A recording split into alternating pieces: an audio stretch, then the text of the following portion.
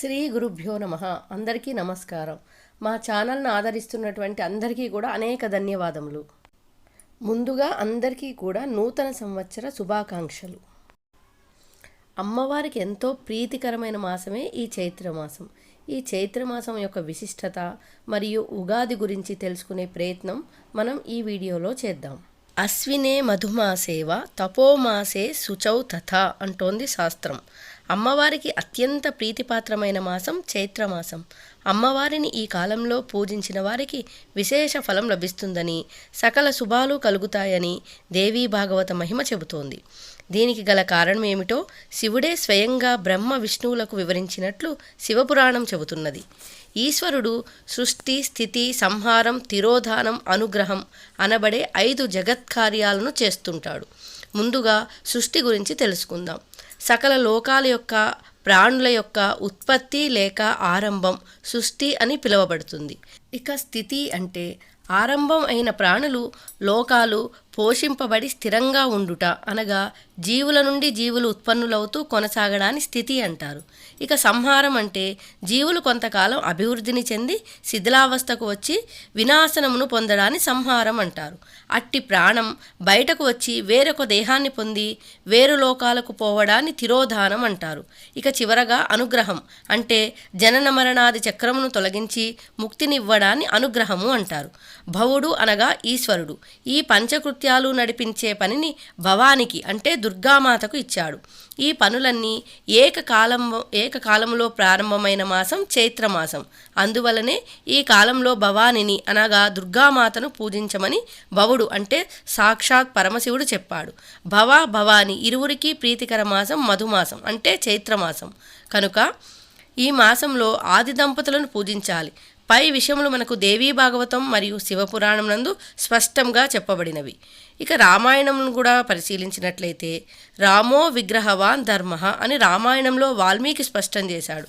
ధర్మాచరణ కోసం ఎన్నో శాస్త్రాలు తిరగవేయవలసిన అవసరం లేదని, కేవలం శ్రీరాముని జీవితాన్ని సంపూర్ణంగా చదివితే అప్పుడు ధర్మ సూక్ష్మాలు సుస్పష్టంగా తెలుస్తాయి. శిష్యునిగా, ధర్మ ప్రభువుగా, దాతగా, రక్షకుడిగా, శిక్షకుడిగా, మంచి మిత్రుడుగా ఒకటేమిటి ఇలాంటి అనేక పాత్రలు శ్రీరామచంద్రునిలో కనిపిస్తాయి. సంపూర్ణ మానవునిగా జీవితం గడిపిన దివ్యావతారం శ్రీరామావతారం. భార్యాభర్తల అనుబంధం, ప్రేమానురాగాలకు, తల్లిదండ్రుల ఎడల చూపే వినయ విధేయత, సోదరుల యందు ఉండవలసిన ప్రేమ అనుబంధములకు శ్రీరామావతారం మనకు ఆదర్శం మరియు ప్రతి క్షణం అనుసరణీయం. అట్టి శ్రీరామచంద్రుని ఆవిర్భావం జరిగినది చైత్రమాసంలోనే. అందువల్లనే చైత్రమాసాన్ని ధర్మమాసం అంటారని సౌర సంహిత చెబుతోంది.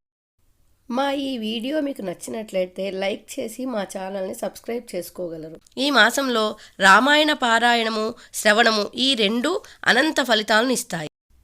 ఈ సందర్భంగా మన ఆశ్రమంలో కూడా రామాయణ ప్రవచనం అనేది ఏర్పాటు చేయడం జరిగింది. ప్రతిరోజు ఉగాది నుంచి ప్రతిరోజు సాయంత్రం 6 గంటల నుంచి 8 గంటల వరకు ఈ ప్రవచనం ఉంటుంది. భక్తులందరూ కూడా దీన్ని సద్వినియోగపరచుకోగలరు. ఈ కార్యక్రమానికి అందరూ కూడా ఆహ్వానితులే. మీకేమైనా సందేహాలుంటే కింద కామెంట్ చేయండి. ఇక మనం ముందుగా తెలుసుకున్నట్టు రామాయణ పారాయణం, శ్రవణం 2 కూడా ఎంతో అద్భుతమైన ఫలితాలను ఇస్తాయి కదా. అలాగే ఇంకా వ్యాసుల వారు ఏం చెప్పారో మనం ఇప్పుడు విందాం. దుఃఖం తొలగి సౌఖ్యం పొంది పాపనాశనం చేసుకొని పుణ్యవృద్ధి పొందటానికి చైత్రంలో ఏం చేయాలో వ్యాసుల వారు కాళికాపురాణంలో చాలా గొప్పగా వర్ణించారు. ఈ మాసమంతా మామిడి పూలతో కానీ, నల్ల కలువలతో కానీ, తెల్లని పూలతో కానీ శివపార్వతులను ఉభయ సంధ్యలలో పూజించి తీపిని నివేదిస్తే సకల పాపాలు, దుఃఖాలు తొలగిపోతాయి, పుణ్యాలు, భోగాలు లభిస్తాయి. అనేక విధ శుభములకు నిలయం అయిన చైత్రమాసాన్ని గుర్తించి సద్వినియోగం చేసుకుంటే జీవులు సుఖపడతారు. సృష్టి ఆరంభంలో 3 లోకాల అభివృద్ధి కోసం పుణ్యపాపాలు కల్పించబడ్డాయి. పుణ్యం వల్ల సుఖాలు, పాపం వల్ల దుఃఖాలు జీవులకు కలుగుతాయి. ఈ పుణ్యపాపాలకు ఇంద్రుడు, యముడు అధిపతులుగా నియమింపబడ్డారు.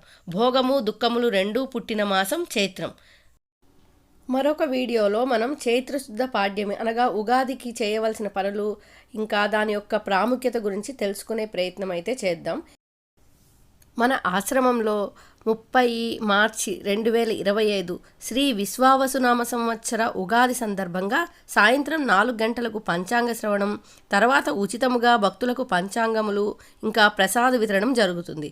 అలాగే ఉగాది రోజు నుంచి ప్రతిరోజు కూడా సాయంత్రం 6 గంటల నుంచి రాత్రి 8 గంటల వరకు శ్రీ రామాయణం ప్రవచనం మరియు ప్రసాద వితరణ, అలాగే చివరి రోజు అనగా శ్రీరామనవమి సందర్భంగా సాయంత్రం 4 గంటల నుంచి శ్రీ సీతారామచంద్ర స్వామి వారి కళ్యాణం జరుగును.